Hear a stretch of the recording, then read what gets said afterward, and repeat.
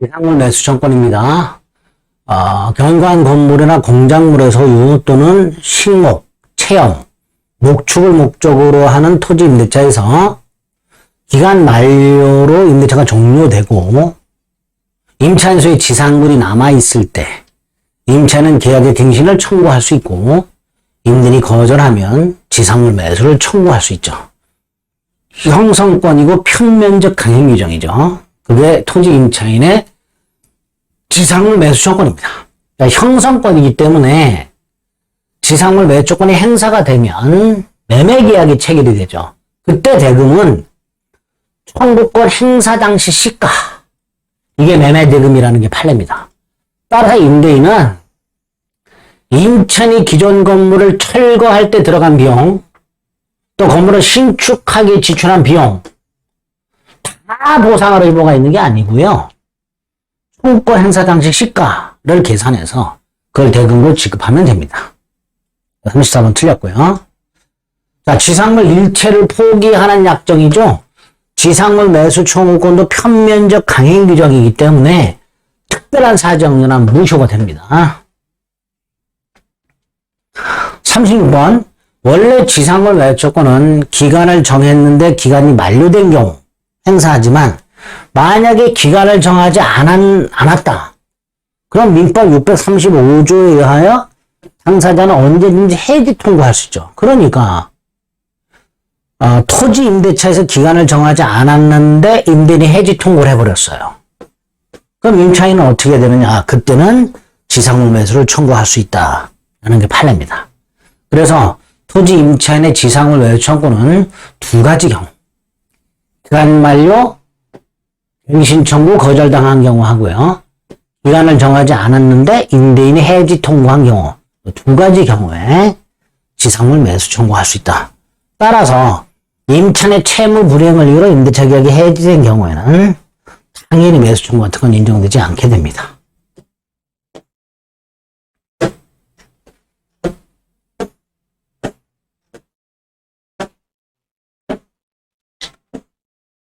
자, 지상물 매수 청구 대상이 되는 건물은 무허가 건물도 됩니다.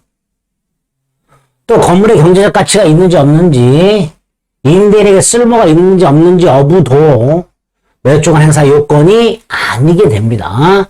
경제적 가치가 있든 없든, 임대인에게 쓸모가 있든 없든 매수 청구할 수 있다, 이런 뜻이고요.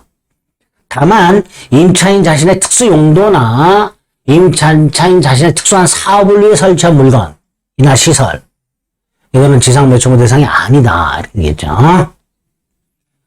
기존 건물이어도 되고 신축한 건물이어도 되고요. 신축할 때 임대인 동의를 받아도 되고 안 받아도 되죠. 그러니까 임대인 동의도 신축한 것이 하나당 아니죠. 기존 건물도 되고 신축 건물도 되고 신축할 때 임대인 동의를 받아도 되고 안 받아도 되고 다 매수 청구할 수 있습니다. 40번 조심하셔야 되죠. 건물이 임대인과 임대인이 아닌 자 소유 토지에 걸쳐 있을 때 이때는 전체를 매수 청구할 수는 없고 임대인 소유 토지 위의 건물 부분 중에서 구분소유권의 객체가 될 수 있는 부분에 한해서만 매수 청구할 수 있습니다. 그러니까 임차인 소유 건물이 임대토지와 제3자 소유 토지에 걸쳐 있을 때는 전부 매수 청구할 수가 없고요. 임대토지 위의 건물 부분 중 구분소유권의 객체가 될 수 있는 부분에 한해서만 매수 청구할 수 있다는 거. 41번 종전 임차인으로부터 미등기 건물을 매수하여 점유하고 있는 임차인도 임대인에게 매수조건 행사할 수 있다라는 게 판례입니다. 건물을 샀으니까. 건물을 사가지고 점유하고 있는 사람은 건물 소유권은 취득하지 못했지만 건물을 철거할 처분 권한이 있다 그랬죠. 그러니까 임대인에게 매수 청구할 수 있다. 이렇게 됩니다. 또 41번도 해설을 좀 살펴볼 필요가 있어요. 원래 매수권은 소유자에 한합니다. 원칙이에요. 다만 종전 임차인으로부터 미등기 무허가 건물을 사가지고 점유하고 있는 사람, 아직 등기 안 했죠. 그러니까 건물 소유권을 취득하지 못하였지만 우리 물권적 청권에서 본 것처럼 철거 처분권 같은 게 있단 말이죠. 처분 권한이 있단 말이죠. 그러니까 매수권 행사할 수 있다. 매수 청구권 행사할 수 있는 지위. 소유권은 아니지만 처분 권한을 말하는 거죠. 철거 처분권처럼. 따라서 이 사람도 매수 청구할 수 있다. 우리 물권적 청권에서 봤던 내용이죠. 41번 틀렸고요. 42번. 건물 소유 목적으로 한 토지 임차권이 등기되지 않았으니까 대항력이 없죠. 대항력이 있다면, 등기됐다니까 대항력이 있군요. 건물 소유 목적 토지 임차권이 등기되거나, 또는 이 건물을 소유권 등기하면, 임차권 등기하면 621조 대항력, 건물 소유권 등기하면 622조 대항력. 대항력이 있으니까 토지 양수인에게 매수 청구할 수 있다가 되겠죠. 그죠? 토지 양수인에게 매수 청구할 수 있다. 43번 언제까지 매수 청구할 수 있는가? 철거 집행 전까지. 갑소유 땅을 임차하여 건물을 지은 을이 매수 청구를 하지 않고 있어요. 그래서 갑이 을을 상대로 토지 인도 및 철거 소송을 제기해서 임차인이 패소가 됐어요. 하지만 아직 철거하기 전이에요. 그래서 설령 철거 소송에서 임차인이 패소를 했다 하더라도 철거 집행 전에는 임차인은 별도로 매수 청구를 행사할 수 있다가 됩니다. 철거 집행 전까지는 매수 청구할 수 있다. 44번 경제사정의 변동이 있을 때 차임의 증액 또는 감액 청구할 수 있도록 되어 있는데 강행 규정이죠. 따라서 차임을 증액하지 않는다라는 특약이 있다 하더라도 사정 변경이 인정이 되면 차임 증액 청구할 수 있다라는 게 판례입니다. 차임 불증액 특약이 있다 하더라도 차임 증액 청구할 수 있다. 차임 증감 청구는 형사권이죠. 그러니까 차임 증감을 청구해요. 근데 상대방이 이의를 해. 재판으로 갔어. 판결이 나옵니다. 자, 이때 이 판결은 증액 또는 감액 판결이라고 부르긴 하는데요. 이 판결의 구체적 내용은 법원이 증액하라 감액하라는 판결이 아니라 임대인의 증액 청구가 정당하다. 임차인의 감액 청구가 정당하다라는 판결입니다. 따라서 증액 또는 감액 판결의 효력은 청구시로 소급을 하게 됩니다. 그래서 45번 임차인이 재판상 청구한 증액 청구가 상당하다고 인정이 되면 법원은 임대인의 차임 증액 청구는 정당하다 이렇게 판결하게 되고요. 따라서 그 효력은 판결 확정 시에 발생하는 것이 아니라 청구시로 소급해서 발생한다 고 해야 됩니다. 소급한다라는 거. 46번 해설이 이리로 올라가 있죠. 46번 임대차 계약이 끝나면요. 임대인의 보증금 반환과 임차인의 목적물 반환이 동시행관계죠. 그런데 그런 동시이행 한명권 같은 정당한 원인에 의하여 목적물을 계속 점유할 수 있죠. 임대인이 보증금을 반환하지 않으면 임차인은 동시이행의 한병권이라는 정당한 권한에 의해서 목적물의 반환을 거절하면서 점유할 수 있죠. 문제는 점유하면서 사용수익을 해버렸다면 그 사용수익한 부분에 대해서만큼은 차임상당의 그 부당이득을 반환해야 됩니다. 그런데 점유만 하고 있고 건물 임차인이 동시이행의 한병권에 기초하여 건물을 잠가놓고 점유만 하고 있고 사용수익을 하지 아니하고 있다면 당연히 부당이득을 반환할 필요는 없다가 되겠죠. 반면에 갑이 건물 소유를 목적으로 을소유 땅을 임차하여 건물을 신축하고 등기를 마친 상태에서 자, 을소의 땅을 빌린 갑이 건물을 지어서 등기까지 마친 상태에서 기간이 만료가 됐고 매수를 청구했어요. 그러면 임차인의 매매대금 지급과 임대인의 소유권 이전이 동시행관계인데 임대인이 대금을 지급을 안 해요. 그럼 갑은 동시이행의 한명권 행사하여 건물 인도를 거절하겠죠.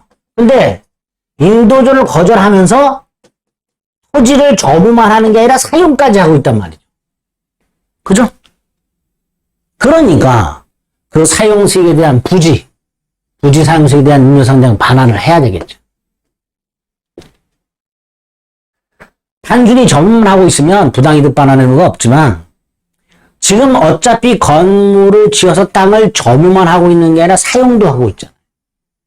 그러니까 그 사용이익을 부당이득으로 반환하라. 이렇게 되겠죠.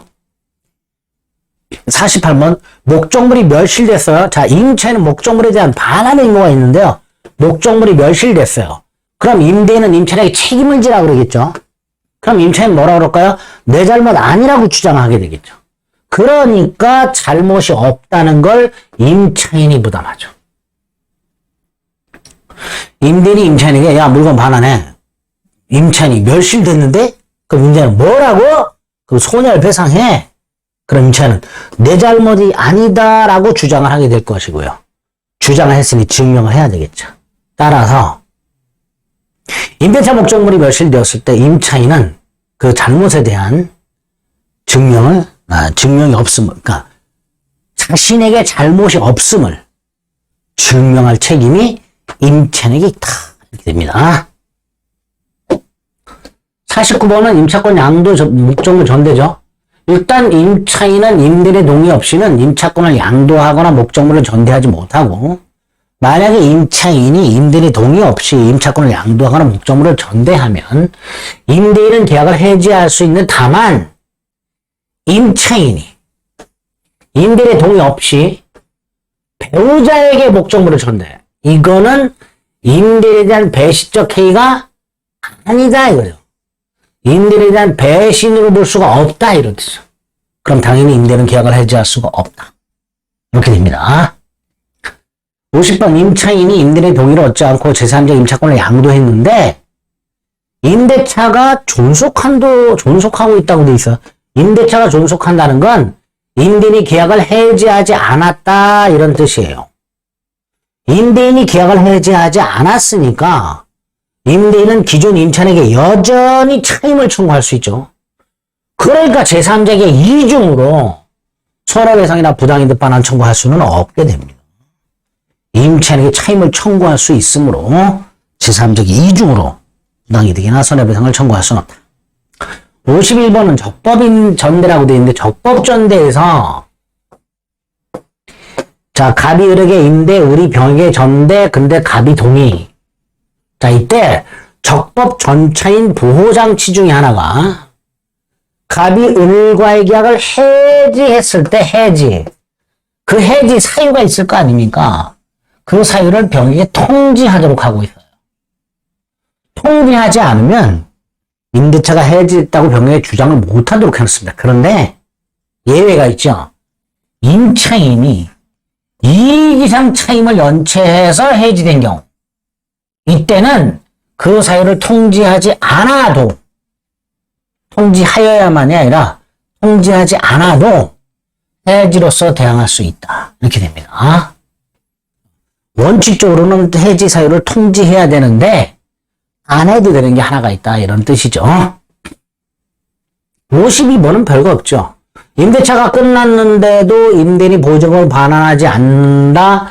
임차인이 임대인에게 보증금 반환 청구 소송을 제기하겠죠. 소송에서 뭐라 그럴까요? 판사님 제가 임대인에게 보증금을 지급했는데요. 안 돌려줘요. 이렇게 주장하겠죠. 그러니까 보증금을 지급했다고 주장하는 임차인이 일단 지급했다는 걸 증명해야 되겠죠.